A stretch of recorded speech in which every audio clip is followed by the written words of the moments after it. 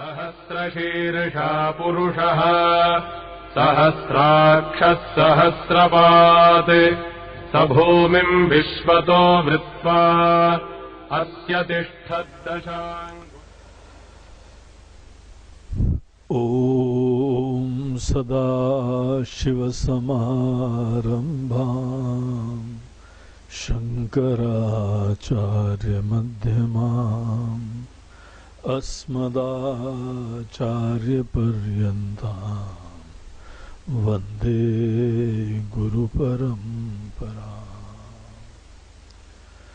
गुरुर्ब्रह्मा गुरुर्विष्णुः गुरुर्देवो महेश्वरः गुरु साक्षात् परब्रह्म तस्मै श्री गुरवे नमः।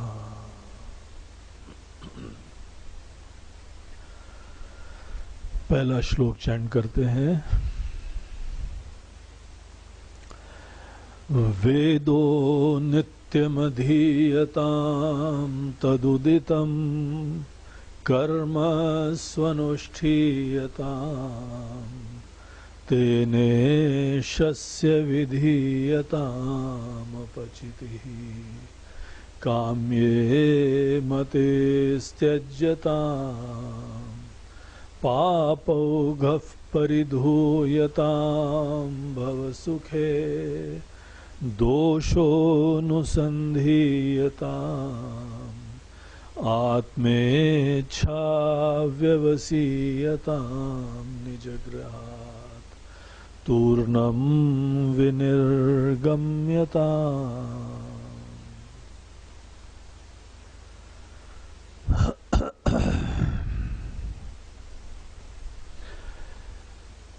तो पिछले सत्र में हम लोगों ने साधना पंचकम के छठे सूत्र पे विचार करके देखा था।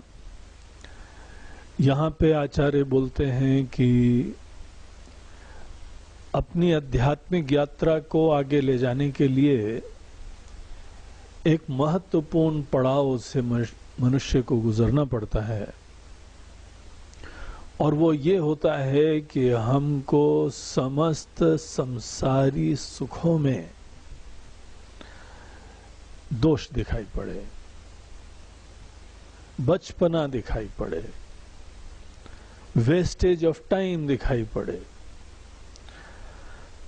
हम गोल गोल घूम रहे हैं, कहीं नहीं पहुंच रहे हैं, हमारी गाड़ी दलदल में फंस गई है, प्रयास हो रहा है, क्षणिक आनंद हो रहे हैं और हम आगे बिल्कुल नहीं बढ़ पा रहे। केवल यही नहीं है कि हम क्षणिक सुख के अंदर झूठी संतुष्टि प्राप्त कर रहे हैं, लेकिन साथ साथ इसी पूरी प्रक्रिया में ये छोटे छोटे सुख की प्राप्ति की उत्कंठा में, वासना में, सपनों में, प्यास में हमको ये दिखाई पड़े कि हमारा सतत पतन हो रहा है। जड़ चीजों की प्राप्ति की इच्छा से हमारा मन, हमारी बुद्धि ही जड़ बनती जा रही है। स्थूल चीजों की प्राप्ति के सपने ने हमारे मन को ही स्थूल बना दिया है। बाहर के सुख की प्राप्ति में जो आदमी संकल्प पूर्वक प्रवृत्त होता है उसमें दोष होते हैं। पूरी दुनिया अच्छी है, भगवान ने बनाया है, इसीलिए हमको यहाँ पे बाहरी अनुकूलता से भागने की जरूरत नहीं है।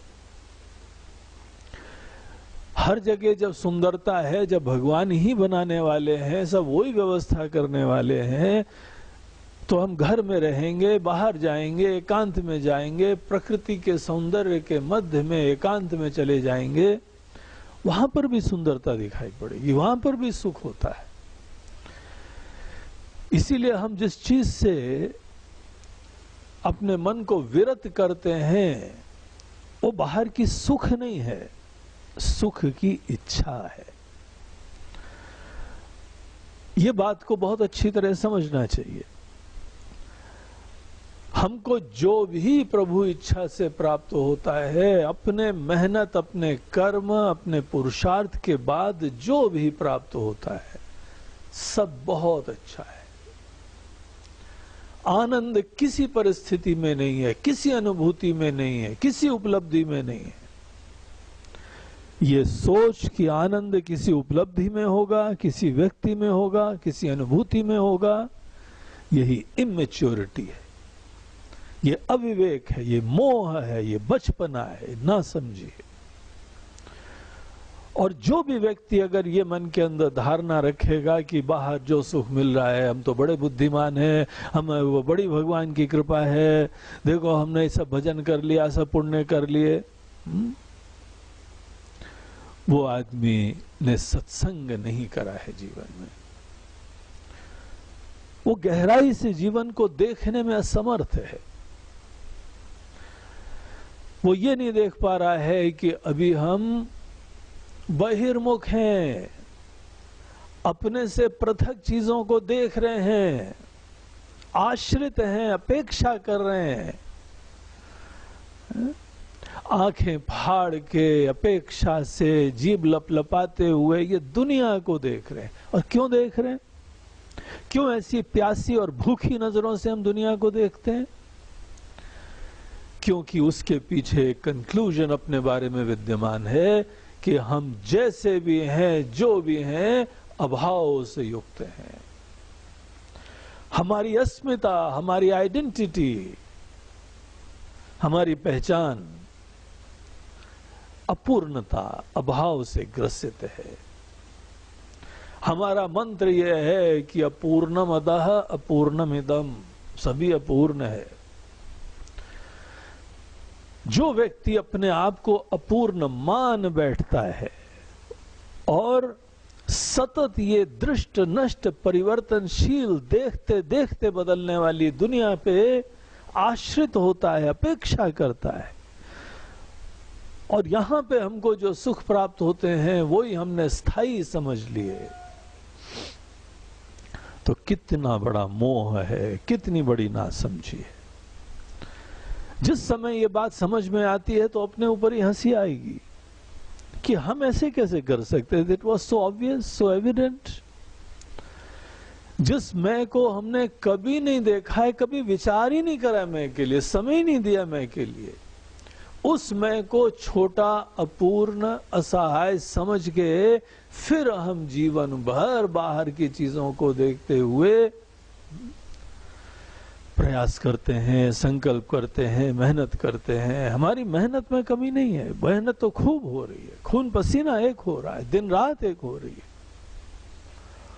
लेकिन जो चीज प्राप्त हो रही है वो नश्वर है, अनित्य है, क्षणिक है, दृष्ट नष्ट स्वभाव वाली है, केवल 2 पल की सुख है,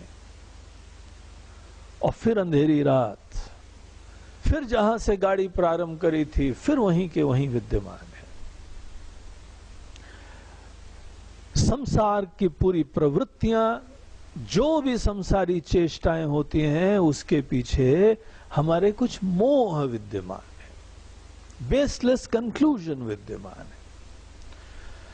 बेसलेस कंक्लूजन हमारे अंदर दुनिया के बारे में यह है कि यह परिवर्तनशील, अनित्य, क्षणिक, जड़ दुनिया परमानंद देगी, सुरक्षा देगी, सुख देगी, संतुष्टि देगी।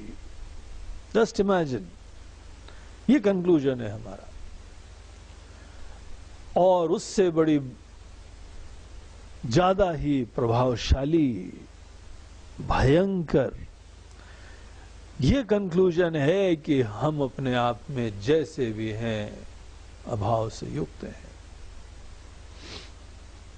ये कंक्लूजन ही संसार की जड़ होती है।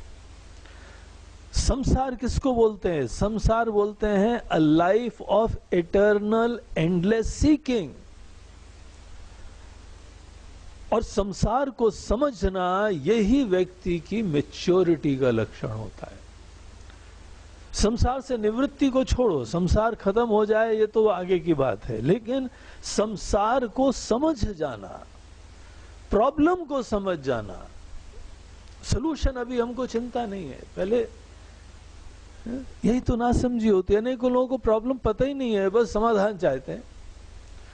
महाराज जी आशीर्वाद दे दीजिए, भगवान हमारे पर कृपा कर दीजिए। भगवान बोलते बेटा हम करने चाहते हैं, क्या करें बताओ, तुमको पता है व्हाट इज द प्रॉब्लम?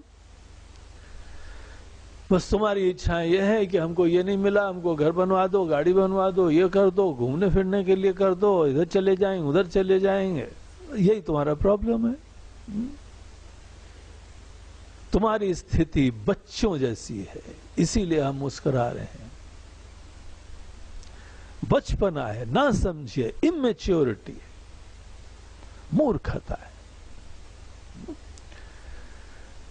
तो ये यहां पर इस प्रकार का जो हमारी सोच है कि बहिर्मुख होके जी रहे हैं, हमको इसमें प्रॉब्लम दिखना चाहिए।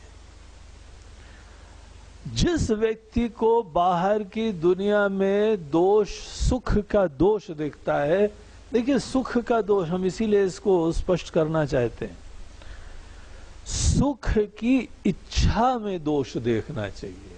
बाकी सब दुनिया अच्छी, हमको कोई प्रॉब्लम नहीं है। लोग कोई बहुत ही सेवा कर रहे हैं, कोई बहुत प्रेम कर रहे हैं, सब अनेकों कृपाएं बरसा रहे हैं, देवताओं की कृपा है, पितरों की कृपा है, ऋषियों की कृपा है, सबकी कृपा हो रही है। सब इतने ज्ञानवान सुंदर महान लोग हैं, सभी यहां पे इतनी कृपाएं बरसा रहे हैं। और ईश्वर हमारे राम जी ही वो राज हैं। इस समय भी हमारे राम जी ही राज्य कर रहे हैं। इस संदर्भ में ये भी बात ध्यान रखिए, हम लोग को ये नहीं सोचना चाहिए कि एक था राम राज्य। जो लोग बोलते हैं भगवान राम ऐतिहासिक पुरुष थे,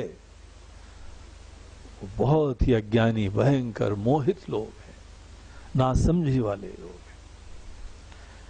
हैं। राम जी इतिहास के पुरुष जो थे सो तो थे ही, लेकिन जिसने भी सत्संग करा है, जाना है, गुरु के चरणों में बैठा है, वो देखता है कि इस समय भी हमारे राम जी राज्य कर रहे हैं।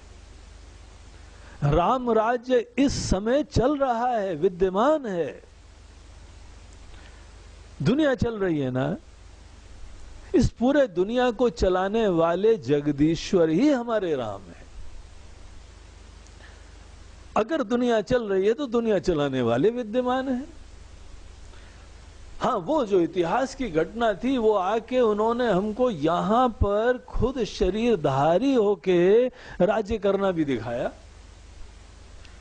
लेकिन वो शरीरधारी नहीं करें तो इसका मतलब ये थोड़ी ईश्वर नहीं होते हैं। ये सूरज का आना जाना, उदय अस्त, प्रकृतियों का सब कार्य होना, मौसम आना, उत्पत्ति स्थिति नाश होना, ये सब कितनी जीवंत सी दुनिया है, कितनी सुंदर यह सब चल रहा है। ये जड़ चीजें आ रही हैं, जा रही हैं, इसके पीछे कौन चेतन विद्यमान है? हमारे राम जी इस समय भी विद्यमान है। इसीलिए जो भी धर्माचरण करेगा उसको आशीर्वाद भी मिलेगा। परित्राणाय साधूनाम विनाशाय च दुष्कृताम। आज भी साधु बन के, कोई अच्छा व्यक्ति बन के, साधु मतलब अच्छा व्यक्ति, सन्यासी को साधु आवश्यक नहीं है बोलते हैं। साधु शब्द का बेसिक वर्ड मीनिंग है जो अच्छा व्यक्ति है, जो भी अच्छा है, धर्माचरण करता है, दैवी मूल्यों से युक्त है, सुंदर भावना है। देखिए उसकी कैसे यहां पर कृपा होती है। कृपा मतलब ये नहीं है लोग हमको इज्जत करने लगे, धन दौलत हो जाए, ये कृपा नहीं होती है। कृपा होती है प्रसन्नता से, आनंद से, सुख से। सदैव आदमी के अंदर आनंद रहता है, ये सबसे बड़ा धन। जो साधु पुरुष हैं उनकी भगवान कैसे कृपा करते हैं, और वो सतत इस क्षेत्र में बढ़ता चला जाता है। विनाशाय च दुष्कृताम। जो दुष्कृति है, जो विकारी है, अभिमानी है, मूर्ख है, मोहित है, उसको सतत यहां पे पीड़ा, घुटन, बेचैनी मिलती रहती है, विनाश हो रहा है उसका। साधु पुरुष का आज भी यहाँ पे कल्याण हो रहा है, क्योंकि राम जी विद्यमान है हमारे। अगर कोई भी यहाँ पे गलत पथ पे चलता है तो उसको पीड़ा होती है, उसके चेहरे से पता लगता है कि मुसीबत हो रही है, तनाव है। तनाव इतनी बड़ी समस्या है क्योंकि विनाशाय च दुष्कृताम, जो भी दुष्कृति होते हैं उनका विनाश होता है। तो जब दुनिया में आज भी राम जी विद्यमान है, ये हम राम जी की कथा सुन के पढ़ के, इसकी सिद्धि तो तब होती है जब वर्तमान में अपने राम जी को कार्य करते देख ले। रामायण को पढ़ने का प्रयोजन ये नहीं है कि इतिहास में वंस अपॉन अ टाइम कैसे थे। हमको प्रेरणा मिलती है, आदर्श जो राजा कौन है, आदर्श पुत्र कौन है, इत्यादि इत्यादि, लेकिन ये मात्र प्रयोजन नहीं है। प्रयोजन है कि आज भी उसी अजन्मा अमृत सर्वव्यापी कण कण में विद्यमान ईशावास्यमिदम्, ऐसे राम जी को ज्ञानवान बोलते हैं ना, सिया रामू मैं सब जग जानी। वो शरीर के दृष्टिकोण से तो हर जगह नहीं थे, लेकिन ज्ञानवान तो भी हर जगह देख रहे हैं उनको। राम जी सदैव थे, सदैव रहेंगे, और कभी कभी शरीर धारण करके भी हमारे इंद्रिय गोचर हो जाते हैं। ये उनकी करुणा है, हमारे धरातल के ऊपर उतर आते हैं, उंगली पकड़ के हमको कुछ बताते हैं, सिखाते हैं। अन्यथा शरीरधारी होके नहीं आए, इसका मतलब ये नहीं है कि वो इस समय है नहीं। और अगर यहाँ पे हमारे करुणा निधान, ज्ञान के धाम, सर्वशक्तिमान अगर भगवान विद्यमान है तो कहाँ सुख नहीं होगा, कहाँ सुंदरता नहीं होगी। नजरें चाहिए सुंदरता देखने के लिए। जिसको सुंदरता देखने की नजरें हो तो सूर्य उदय, सूर्य अस्त, चंद्रमा का दर्शन, इतने में ही आदमी, बादल का चलने में ही कालिदास की नजरें चाहिए कि मेघदूत रूपी महा साहित्य लिख देते हैं। सुंदरता चाहिए। जिनको सुंदरता नहीं है इधर उधर भटकते रहते हैं। चलो वहां जाके सुंदरता देखेंगे, यहां जाके सुंदरता देखेंगे। हम टूर पे जा रहे हैं, घूमने जा रहे हैं, जरूर जाओ, पूरी दुनिया देखो, लेकिन देखने की नजरें हैं क्या तुम्हारे पास? ज्यादा इधर उधर भटकने वालों को कहा जाता है कि जो तीर्थ यात्रा ज्यादा करते हैं अधम से भी अधम होते हैं। जो पूजा उपासना में अपने मन को सुंदर शांत सात्विक करते हैं वो थोड़े सूक्ष्म हो जाते हैं। जो समस्त कर्म की प्रवृत्तियों से मुक्त होके तत्व के ज्ञान की तरफ मुड़ जाते हैं वो ही जीवन में सात्विक होते हैं, शुद्ध मन के होते हैं। और जिन्होंने तत्व का ज्ञान प्राप्त कर लिया वो ही मुक्त होते हैं, स्वस्थ होते हैं, धन्य होते हैं। तो सुंदरता देखने की बात इधर उधर कहां जा रहे हैं? हर जगह सुंदरता है, नजरें होनी चाहिए। Beauty is not something which you see somewhere. It is something which you have to carry with you. जहां पर भी जाएं आपको वो सुंदर नजरें ले जानी पड़ती है सुंदरता देखने के लिए। इसीलिए कहां सुख नहीं होगा? हर जगह सुंदरता है, सुख है। यहां पे जिस सूत्र में हम लोगों को खंडन करा गया है, जिस चीज का खंडन करा गया है वो ये है कि जब सभी दुनिया सुंदर है तो तुम अलग से क्या संकल्प कर रहे हो? कौन सी वासना की पूर्ति के लिए कल्पना कर रहे हो? तुम्हारा संकल्प तुम्हारे मोह का सूचक है। और अधिक अनुकूलता की प्राप्ति, ये वस्तु, ये विषय, ये अनुभूति, इन चीजों में अटके हुए हो। और ये तुम्हारे अंदर ये दो भयंकर मोह दिखा रहा है। अनित्य को नित्य समझ के उसमें अभिनिविष्ट होना और जो नित्य है उसको अनित्य मान के जीना। ये नासमझी, ये अविवेक, ये मोह, यही हमको संसारी बनाता है। देखिए, दुनिया में बहुत सारी प्रॉब्लम होती हैं, लेकिन सबसे बड़ी प्रॉब्लम हमारे मनीषी लोगों के लिए क्या होती है? अर्थशास्त्री बोलता है कि अर्थव्यवस्था अच्छी हो जाएगी तो सब अच्छा हो जाएगा। ठीक है, होना चाहिए।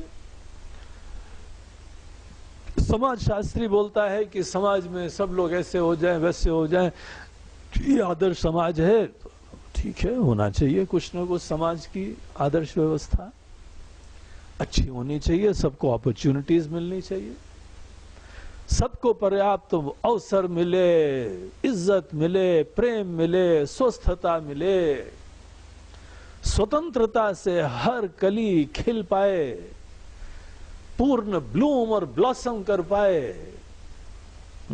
ये अच्छे समाज का लक्षण होना चाहिए। अर्थव्यवस्था, राजनीतिक व्यवस्था, सामाजिक व्यवस्था, कोई कलाकृति में, कोई विज्ञान में, जिससे अनेकों लोगों की रुचि होती है, सब लोगों के मन में ये धारणा होती है, हाँ इतना हो जाएगा तो सब कल्याण हो जाएगा। देखिए, ये मूल समस्या नहीं होती है। आदमी अपनी नासमझी में छोटी छोटी चीजों को राई का पहाड़ बना लेता है और सोचता है कि हाँ यही एकमात्र प्रॉब्लम की जड़ है। लेकिन जो विचारवान होते हैं, जो ज्ञानवान होते हैं, उनके लिए प्रॉब्लम का नेचर ही अलग होता है। उससे कंसर्न्ड होते हैं, उससे चिंतित होते हैं, दुखी होते हैं, आंख से आंसू भी आ जाते हैं। प्रॉब्लम क्या है? कई बार हमको लोग आते हैं, गुरुजी बड़ी पीड़ा है, बड़ी समस्या है, आंख से आंसू निकलने लगते हैं, बेचारे सिसकियां भरने लगते हैं, रोने लगते हैं। बोलते हैं ठीक है, चलो हम तुम्हारे मार्गदर्शन देते हैं, कुछ कृपा करेंगे। और हम क्या कृपा करेंगे? कृपा तो उसको मार्गदर्शन दिया जाता है और वो उसको खुद अपने कर्म, अपनी सोच बदलनी होती है। एनीवे, हम उसको मदद करने के लिए पूरी मेहनत करें, लेकिन प्रश्न ये है कि उसको दुख पीड़ा किस चीज की हो रही है? ये बहुत आवश्यक होता है कि आपको दुख, दर्द, पीड़ा किस चीज की होती है। दुख दर्द दूर मत करो, पहले ये नासमझी मत करो। दुख दर्द किस चीज के लिए होता है, इस चीज के बारे में विचार करिए, सोचिए। जहां पर आदमी को दुख दर्द इसलिए होता है, रोना आ जाता, हमारी इज्जत नहीं करी, हमारे बारे में उसने ऐसा बोल दिया और हमको बहुत खराब लगा और सबके सामने बोल दिया और ये हो गया है? ऐसे आदमी को जिस समय रोना आ रहा है, दुख दर्द हो रहा है, अहम की संतुष्टि ही उसके जीवन की प्राथमिकता और गोल होता है। अगर किसी व्यक्ति के मन के अंदर ये ही लक्ष्य होता है तो वो आदमी को रोना, उपचार करके थोड़ी देर हंस लेना, खुश हो जाना, ये गोल गोल घूमता रहेगा, अंतहीन समस्या होगी। अहम की संतुष्टि उसके लिए जीवन का लक्ष्य है, और जो अहम की संतुष्टि कर रहा है वो अपने अहम को अपूर्ण मानता है। अपूर्ण मैं को उसने मान लिया है, उसके बाद कैसे सुखी होगा? वो आश्रित रहेगा, पराधीन रहेगा। दूसरों के मुस्कुराने न मुस्कुराने, बोलने न बोलने में उसका सुख दुख आश्रित होता है। कैसे सुखी होगा? अनेकों सामाजिक संगठन कहीं पे जो है वहाँ एड्स दूर कर रहे हैं, कहीं पोलियो दूर कर रहे हैं, कहीं कैंसर दूर कर रहे हैं। बहुत अच्छी बात है, जिसकी जो प्रकृति है, प्रेरणा है, अपनी तरफ से सेवा कर रहे हैं। लेकिन ये बात मत समझो कि इतने करने से आदमी सुखी हो जाता है। What is the real problem? Real problem केवल मनुष्य मात्र की, पूरी दुनिया में कहीं पर भी चले जाएं, कई जगह जो है पर कैपिटा इनकम बहुत अच्छा है। यहां पे जो है 200-400 रुपए आदमी पर कैपिटा कमाता है। विदेशों में हजारों में, कई इसके सैकड़ों गुना ज्यादा कमाते हैं। इसीलिए तो बच्चे लोग विदेश चले जाएं, वहां पे इतनी जल्दी गाड़ी घोड़ा घर सब बना लेते हैं। पर कैपिटा इनकम वहां बहुत ज्यादा है, वहां इंसान की बहुत इज्जत है, यहां पे बहुत कम है। तो इतना भेद इधर उधर रहेगा। लेकिन अगर हम कहीं पर भी जो ज्यादा कमा लेते हैं, कम कमा लेते हैं, क्या this is the problem? Let us identify the problem. अगर हमने मान लिया कि हमारे पास बहुत धन हो गया, अनेकों विदेश में लोग हैं, बहुत अच्छे उनकी इनकम है, पर कैपिटा इनकम तो स्काई हाई है, जो चाहते हैं उनको ले सकते हैं। और एनीवे वहां लेने के लिए सदैव जेब में पैसे भी नहीं होने चाहिए, सब क्रेडिट सिस्टम चल रहा है। उन्होंने अपने समाज में व्यवस्था कर रखी है ऐसी कि मनुष्य का थोड़ा सा जीवन होता है, उसकी जो मनोकामना है उसकी पूर्ति के लिए उसकी उधारी रोताने की क्षमता है, तो सब दे दो, सब व्यवस्था करो, खुश रहो, आनंदित रहो। अगर आपके पास सब धन आ गया, सब व्यवस्था आ गई, तो क्या आदमी सोचता है कि सुखी है? क्यों ये ऐसे लोग विदेश के यहां पर इसी देश में खोजने आते हैं, कहीं तलाश करने आते हैं, अध्यात्म की खोज क्यों कर रहे हैं? क्योंकि सब प्रकार के सुख के उपरांत भी अभी भी हमारे अंदर कुछ कमी है, आश्रित हैं, डर है।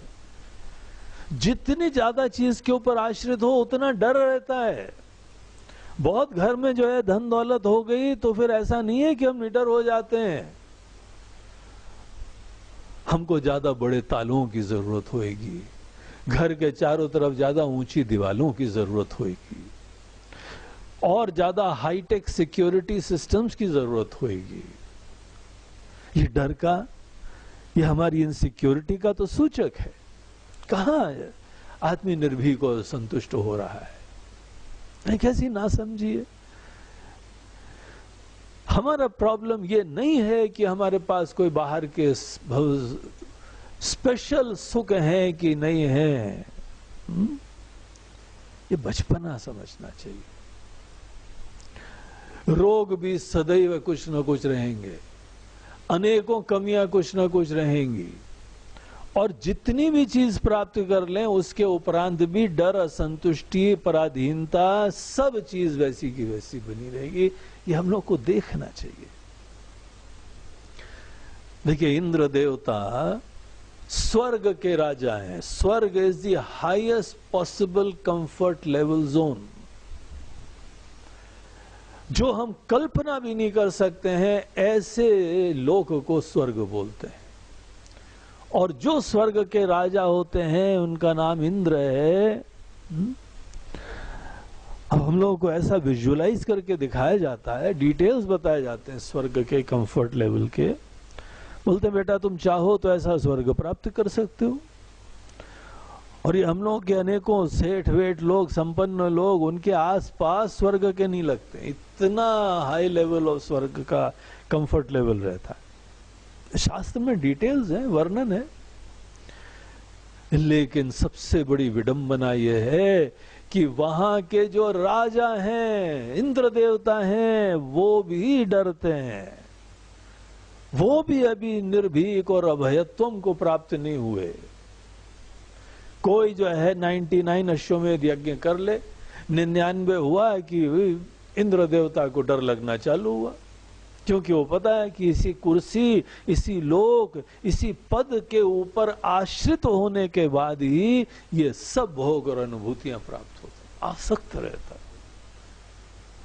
और जो आसक्त है कितना छोटा है, कितना डरपोक है। बड़प्पन किसी महान के ऊपर आश्रित होने से नहीं होता है। बड़प्पन की कसौटी किसी चीज के ऊपर आश्रित होने की जरूरत ही नहीं है हमको। ये बड़प्पन का सूचक है, ये अभयत्व का सूचक है, ये आनंद का सूचक है, ये पूर्णता का सूचक है। इसीलिए बाहर की सदैव कोई ना कोई सुख तो रहते ही है, न चाहो तो ज्यादा ही सुख रहता है। अगर सब चीज को एक्सेप्ट कर लो तो सभी आनंद ही आनंद है। देखने की दृष्टि, संवेदना, गहराई में देखते चले जाओ, अद्भुत सी चीज दिखाई पड़ती है। वैज्ञानिक लोग जितना अणु परमाणु में जाते हैं चमत्कृत हो जाते हैं, इतनी अद्भुत सी दुनिया है। बोलते हैं देखने की नजर चाहिए बस। तो ये सब सुंदर है, इसीलिए अपने अंदर इन बाहर की अनुकूलताओं की प्राप्ति के संकल्प के बजाय ये देखना पड़ता है कि हम आश्रित होके, कमजोर होके, अपूर्ण होके जी रहे हैं कि पूर्ण स्वस्थ होके जी रहे हैं। The biggest problem of the world is कि हर व्यक्ति अपने आप को छोटा, अपूर्ण, दीन, असहाय, असुरक्षित मान रहा है। यही दुनिया का एकमात्र बंधन होता है, और ये बंधन बहुत विरले लोग समझते हैं। चारों तरफ कहीं देश में चले जाएं, सब ने अपनी अपनी छोटी दुनिया बना रखी है। सब दीनहीन आश्रित होके बस वहां पे हम इस पे आश्रित है, हमने अपने लिए ये बना लिया है, हमने अच्छी रोडें बना ली है, अच्छा खाना बना लिया है, ऐसा नाच गाना कर लिया है। अगर आश्रित हो, तुम भी दीन हो, तुम भी छोटे हो, तुमको भी चाहिए इज्जत भी चाहिए, खुशी भी चाहिए, अनुभूति भी चाहिए।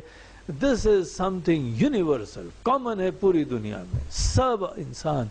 और इसीलिए देश के लिए सुरक्षा रखेंगे। कोई भी आ जाए तो हिंसा के लिए राजी हो जाएंगे, सब खत्म कर देंगे। कोई मानवीयता नहीं रहेगी, कोई इंसानियत नहीं रहेगा, कोई यूनिवर्सैलिटी नहीं रहेगी। ये तो कल्पना ही नहीं है उन लोगों के।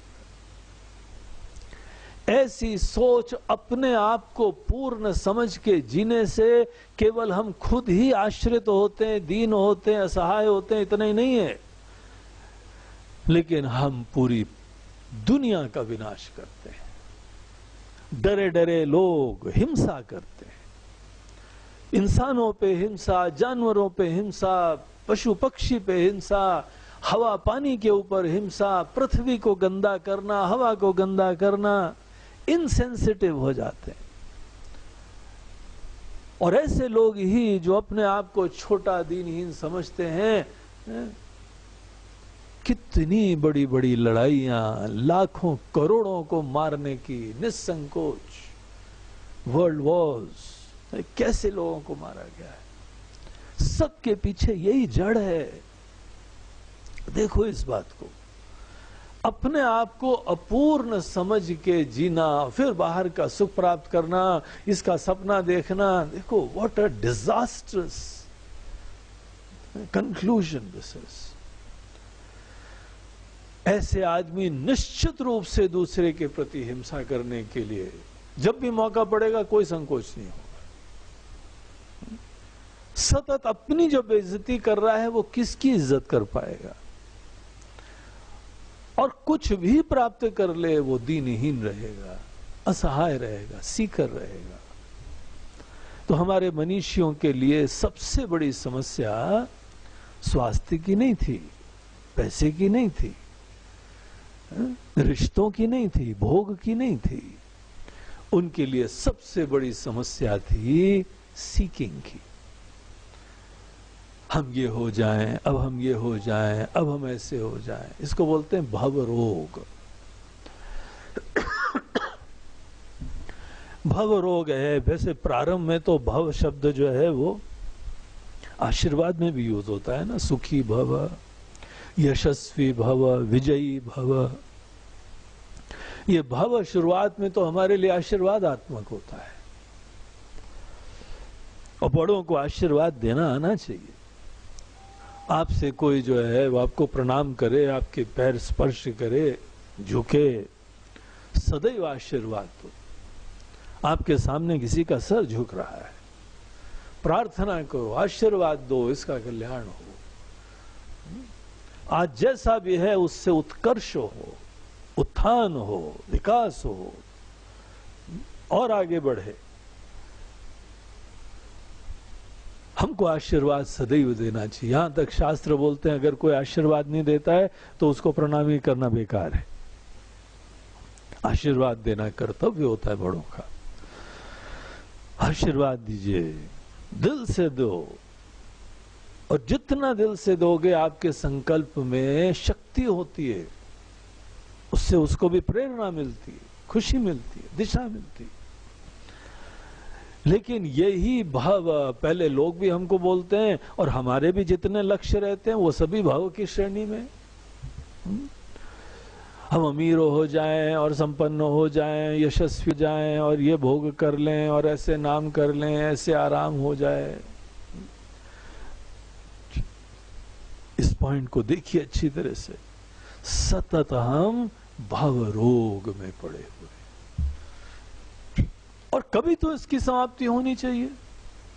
बहुत कुछ बन गए हो, स्वस्थ हो गए हो, खाते पीते हो, बड़े हो गए हो, नाम हो गया, इज्जत हो गई, लेकिन ये विचारिए, क्या आपके अंदर आज यह कुछ बनने की इच्छा समाप्त हो गई है क्या?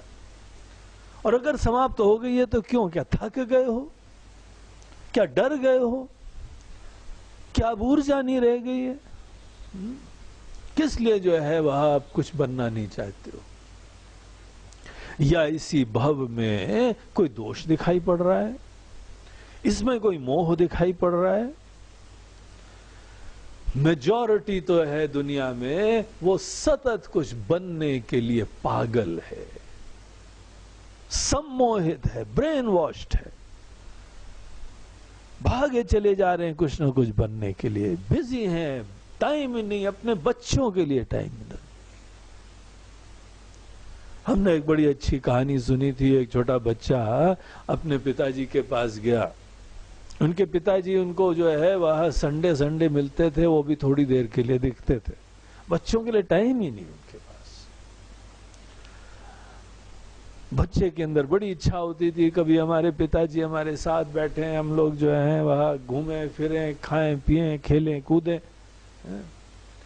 अपने माँ अपने पिता के प्रति बच्चों की ये भावना होती है स्वाभाविक, लेकिन पिताजी के अंदर टाइम ही नहीं। वो यहाँ घूम रहे, कहीं वहां घूम रहे, अब यहाँ ये काम है, वो काम है, अब ये खेलना, ये कूदना, ये गाना, ये नाचना, ये बजाना, ये भोग, ये विलास, अपनी दुनिया में रहते।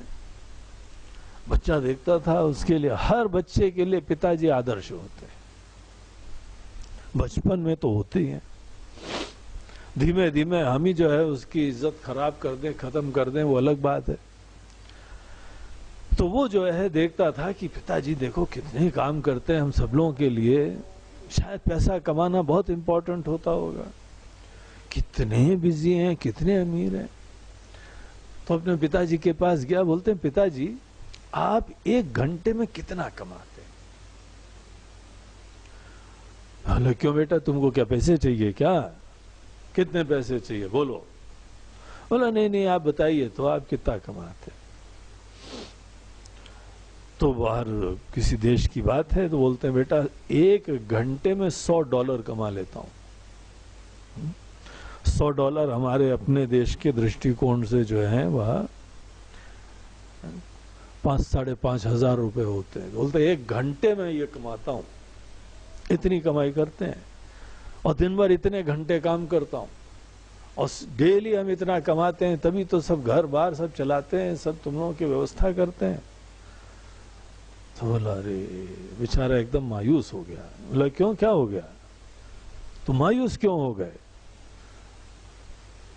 तो आंख बंद करके एकदम बोलता है कि पिताजी आप हमको $50 उधार दे सकते हैं? तो उनको बड़ा अजीब लगा, थोड़ी गुस्सा भी आई, डांट भी लगाई। ऐसी कैसी बातें कर रहे हो, उधार दे सकते? एकदम बच्चे को डांटा तो अपने कमरे में चला गया वो बच्चा।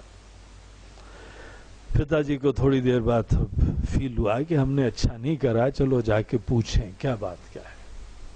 तो उसके कमरे में गए, बोला क्यों बेटा क्या तुमको चाहिए? तुमको पैसे चाहिए तो बोल दो ना हमसे, ये लो $50।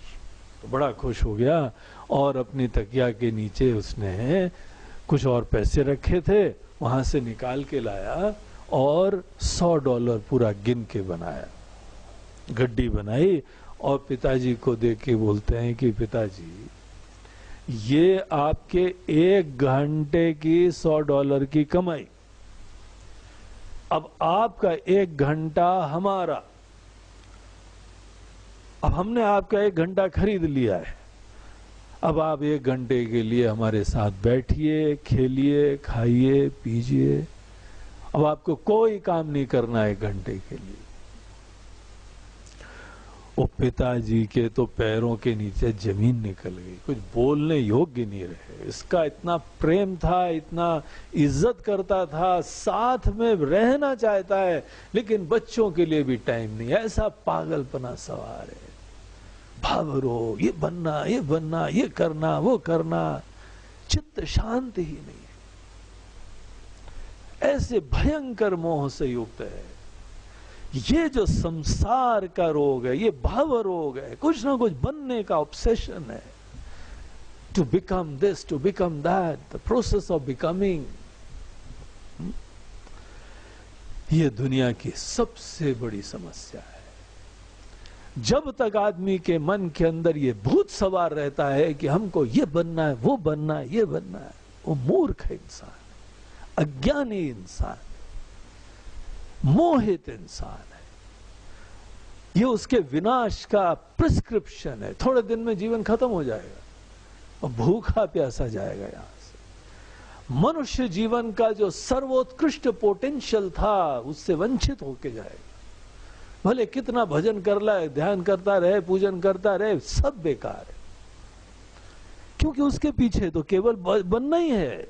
गणित तो कुछ बनने की है, सपना तो कुछ बनने का ही है। यही एकमात्र उसके मन के अंदर प्रेरणा विद्यमान है कि हम ये बन जाएं, हम वो बन जाएं। तो ये जो बनने की प्रक्रिया है मन के अंदर, ये भूत सवार है। इस भव रोग को ही संसार बोलते हैं। संसार है सम्यक शरणम। शरणम बोलते हैं flow, continuous endless flow of having to become something। इस बात को जो रियलाइज करते हैं, डिजास्टर्स कॉन्सिक्वेंस देखते हैं। आप जब जब जीवन में सुख के क्षण देखेंगे, उस समय आपका भव रोग थोड़ी देर के लिए शांत हो गया है। सुख हमारा होता है जिस समय भव रोग शांत हो जाता है।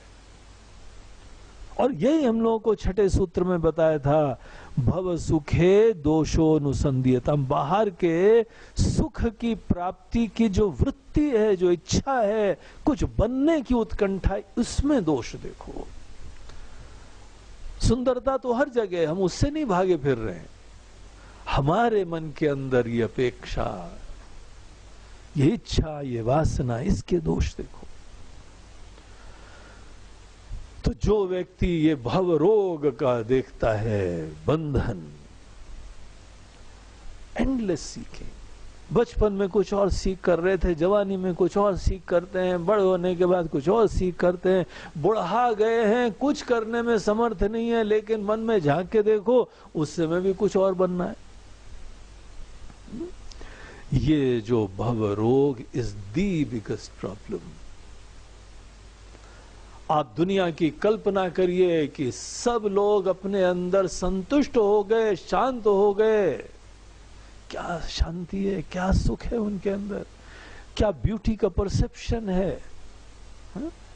इसका मतलब ये नहीं होगा कि जो अपने अंदर सुखी हो गया वो काम भी नहीं करेगा। वो ही क्रिएटिव काम करते हैं, बाकी तो पगलाए हुए हैं, हिप्नोटाइज्ड हैं, सम्मोहित हैं।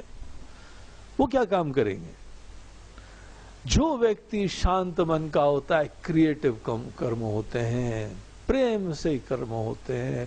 क्लासिकल म्यूजिक देखिए, क्लासिकल सॉन्ग्स देखिए, डांसेस देखिए, पेंटिंग्स देखिए, सेवा देखिए, लिटरेचर देखिए। जो भी पायनियरिंग वर्क्स होते हैं, they are a product of love, beauty, joy. ऐसी अद्भुत प्रकार की दुनिया होती है। कहीं पर भी अगर अच्छाई है तो ये प्रेम के वजह से होती है, ये सुखी, संतुष्ट, धन्य लोगों के वजह से होती है। ये प्रॉब्लम रियलाइज करना चाहिए। और जो व्यक्ति ये प्रॉब्लम रियलाइज करता है कि basically nothing is wrong with the world, it's a beautiful world, amazing world, हमारे बगैर बोले ही सब चारों तरफ सुंदरता सुख विद्यमान है। हमारा कंट्रीब्यूशन शायद केवल न्यूसेंस वैल्यू का रहा है और कुछ नहीं रहा है। हमने क्या पॉजिटिव कंट्रीब्यूट करा है? केवल अपने स्वार्थ की पीड़ा से युक्त रहे, अपने अहम की संतुष्टि की पीड़ा से ग्रसित रहे, ऐसे व्यक्ति क्या क्रिएटिव कंट्रीब्यूशन करेंगे? सदैव स्वार्थ का दर्द विद्यमान है। अगर ये प्रॉब्लम हमको दिखाई पड़ता है और इस प्रॉब्लम को देख के रोना आता है, इस प्रॉब्लम को देख के रोना आना चाहिए। देखिए, रोना होता है जब हम किसी चीज के बारे में बहुत इंटेंसली फील करते, इसीलिए रोना बहुत अच्छा है। जिस चीज के लिए आपको रोना आएगा उसी चीज में आपका दिलो जान लगता है। You should sincerely clearly feel this problem कि हम एंडलेसली सीख कर रहे हैं, अपने आप को छोटा मान के सतत सीख कर रहे हैं, और अनेकों बार हमारे जीवन की शाम होने वाली है, जीवन की कहानी खत्म होने वाली है, और कब खत्म हो जाए किसी को नहीं पता है। तो भी हम सतत कुछ बनने की कोशिश कर रहे हैं। जब आपको ये प्रॉब्लम दिखाई पड़ता है, इसी को हम लोग बंधन कहते हैं।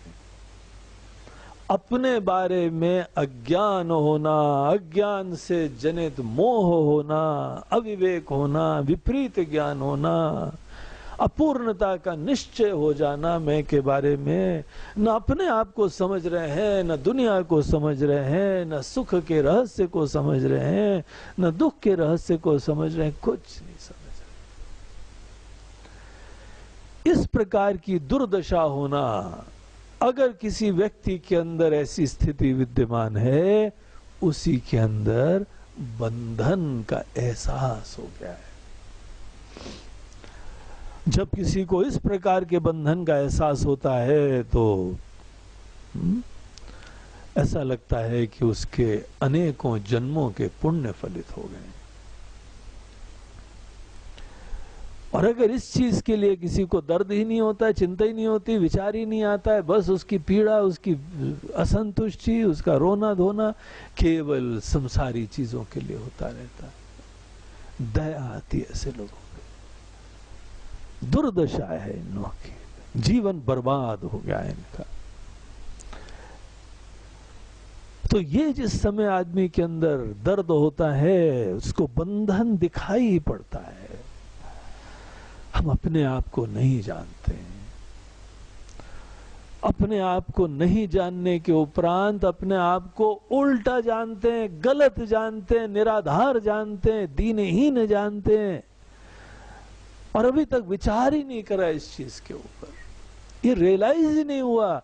हमारी समस्त चेष्टाओं के पीछे मैं के छोटेपने के कंक्लूजन का ही मात्र यह तांडव था। सब चेष्टा उसी का ही लक्षण होती। जो ये बात को देखता है, जो ये समझता है, वो आत्मज्ञान के लिए जिज्ञासा उत्पन्न करता है। उसके हृदय में प्रार्थना और कोई नहीं होती है। उसके अंदर एकमात्र प्रार्थना है कि हे प्रभु, हमको ऐसी कृपा करिए कि हमको अपना ज्ञान प्राप्त हो। हम नहीं जानते हैं, अब ये हम जान गए हैं। हमको लग रहा था कि हम बहुत अपने बारे में जानते हैं, यही हमारी मूर्खता थी, ना समझी थी। सच्चाई ये है कि हम अपने बारे में नहीं जानते हैं। And it is high time हम अपने आप को समर्पित कर दें, सब चीजों को किनारे करके। To the exclusion of everything, I want to now know myself. केवल आत्मा का ज्ञान प्राप्त करने के लिए हम इच्छुक हैं, और कुछ हमको चिंता नहीं। न घूमना, न फिरना, न खाना, न पीना, न भोग, न विलास, नथिंग व्हाटसोएवर। केवल अपनी सच्चाई में हमको जगना है। और ये बहुत हार्ड वर्क की अपेक्षा करता है। बहुत दिलोजान से, बड़ी गहराई से ध्यान करना पड़ता है इस विषयों पे। ध्यान मतलब ये नहीं है केवल आंख बंद करके नाम जपना है, प्राणायाम करके सब वृत्तियों को शांत करना है। दैट इज नॉट ध्यान। ध्यान मतलब जीवन के रहस्यों पे चिंतन करके उनमें जगना, जीवन के रहस्यों के ऊपर खूब विचार करके सच्चाई में जगने की इच्छा करना। और जब यही आपके अंदर इच्छा है, यही प्रेरणा है, तो ऐसे गुरु की तलाश करेंगे। हमको इतना कौन करे, मदद कर सकता है, दिशा दे सकता है। हमको कोई अनुभूति नहीं चाहिए, कोई सिद्धि नहीं चाहिए, कहीं जाना नहीं है, कहीं खोना नहीं है। बहुत खो लिए हैं हम, अभी तक जीवन भर एस्केप करते आए। एवरी मनोरंजन, एवरी एंटरटेनमेंट, कोई अनुभूति, सब केवल खोने के तरीके हैं। थोड़ी देर खो लो, बहुत दर्द हो रही, पीड़ा हो रही, चलो ये भोग विलास कर लो, नाच गाना कर लो, थोड़ी देर चलो खो जाते हैं। घर में प्रॉब्लम है, चलो घूम आते हैं, पिक्चर देख आते हैं। कब तक खोते रहेंगे? Full stop. अब कहीं नहीं हमको जाना है, आना है, सोचना है, इच्छा करनी है। I turn my entire life and energy and time to this subjective exploration. इस आत्म अनुसंधान के लिए, आत्म की जिज्ञासा करने के लिए, मैं की सच्चाई की जानने की इच्छा बहुत आवश्यक है। बाहर की चीज की इच्छा होती है, हमको अपने बारे में इच्छा करनी चाहिए। जितनी तीव्रता से बाहर की इच्छा हुई, उससे कहीं ज्यादा तीव्रता से करनी चाहिए।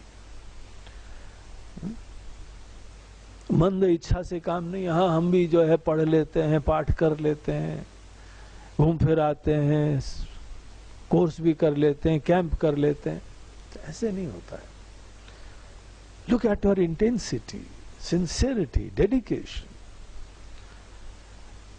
कैसे बाहर की इच्छाएं जब आपकी पूरी नहीं हुई थी तो कितनी मेहनत करी थी, कैसे दिन रात एक कर दिया था। तुलसीदास जी बोलते हैं, भगवान हमको आप ऐसे प्रिय लगे, सच्चाई का ज्ञान इतना प्रिय लगे, जैसे काम ही नारी प्यारी जिमी। हम किसी कामी आदमी को देखते हैं कि उसको अपने काम की वस्तु नारी कितनी प्रिय होती है। दिन रात उठते बैठते सोते जागते जुनून सवार होता है। क्या ऐसी इच्छा आपको आत्मज्ञान के लिए होती है? लोभ ही प्रिय जिमीदाम। लोभी आदमी और विचित्र होता है, उसको बहुत धन है लेकिन तो भी संतुष्ट नहीं है, और चाहिए और चाहिए। ऐसे ही ज्ञान के लिए हम शीघ्र क्या संतुष्ट हो गए? लोभी से भी गए गुजरे हैं हम। जो जल्दी संतुष्ट हो जाता है वो लोभी से भी गया गुजरा है। वो आदमी को तो देखो, सतत इसी चीज का उत्साह है। हमको ज्ञान रूपी धन, समझ, उसके लिए भी ऐसी ही उत्कंठा और लगन का परिचय देना पड़ता है। तो जिस समय हमारे अंदर आत्मा के ज्ञान के लिए तीव्र इच्छा होती है, क्योंकि हमको पता लग गया, दिख गया, यही जड़ है। इधर उधर भटकना, घूमना, ये करना वो करना, उसके सब के पीछे जड़ है, क्योंकि मैं के बारे में अज्ञान है और निराधार कल्पना है, बेसलेस कल्पना है। And the problem lies only there, nothing wrong with the world. और अब हमको हाई टाइम है, इसको हैंडल कर लेना चाहिए। ये यहां पे 7वें सूत्र में प्रवेश करने की भूमिका है।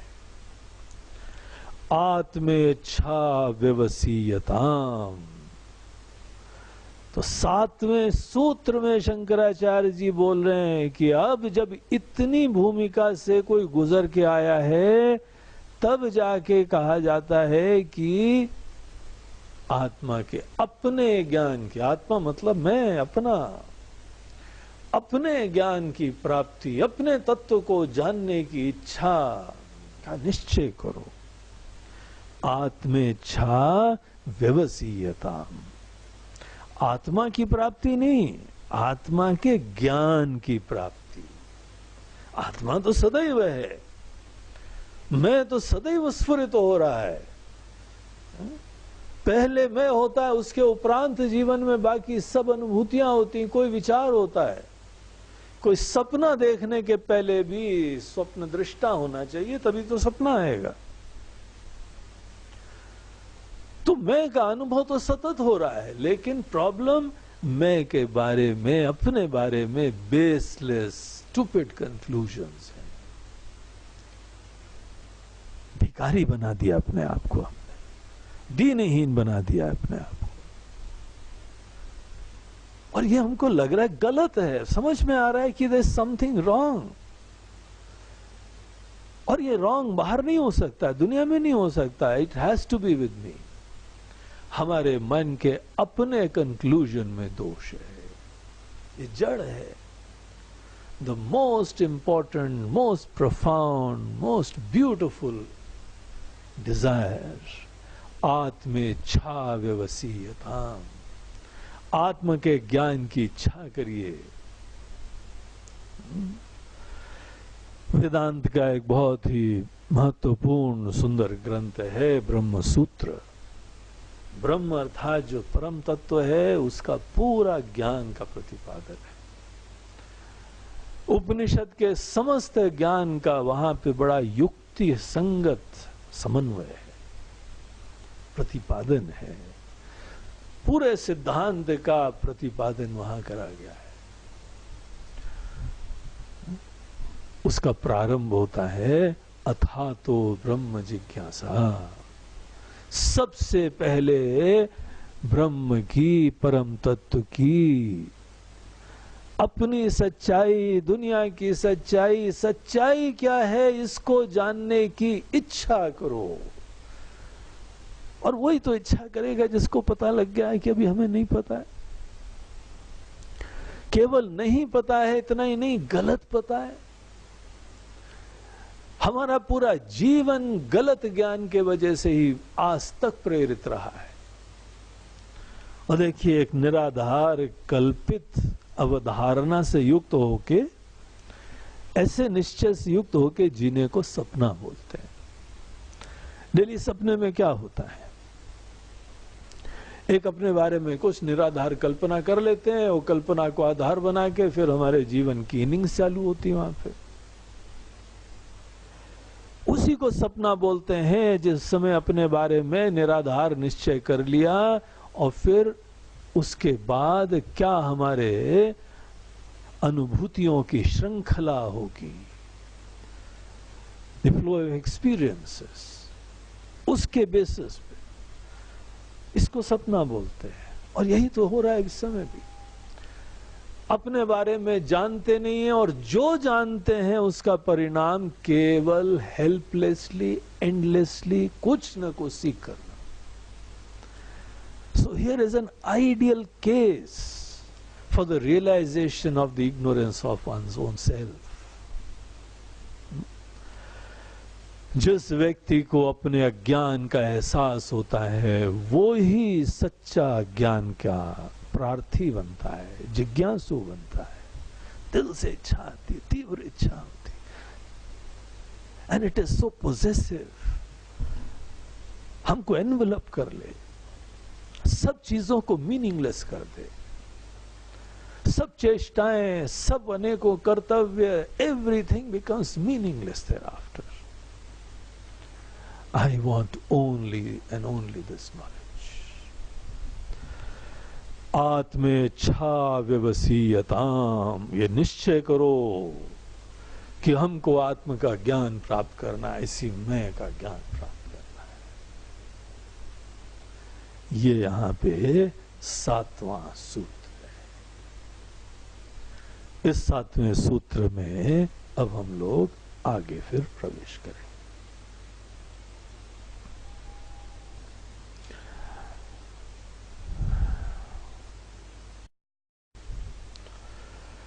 ओम पूर्णमदः पूर्णमिदं पूर्णात् पूर्णमुदच्यते पूर्णस्य पूर्णमादाय पूर्णमेवावशिष्यते। ओम शांति शांति शांति। हरिः ओम श्री गुरुभ्यो नमः। हरिः ओम नमः पार्वती पते। हर हर महादेव। नर्मदे हर। बोलो गंगा मैया की जय।